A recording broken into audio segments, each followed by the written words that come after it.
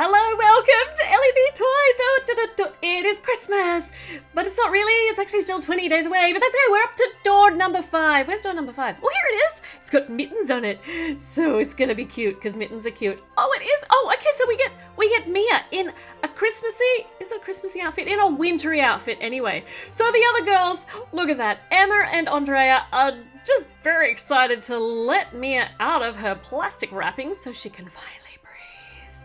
Let's let her out. And let's see whether we've got anything really interesting here. Now, we've seen these pants before.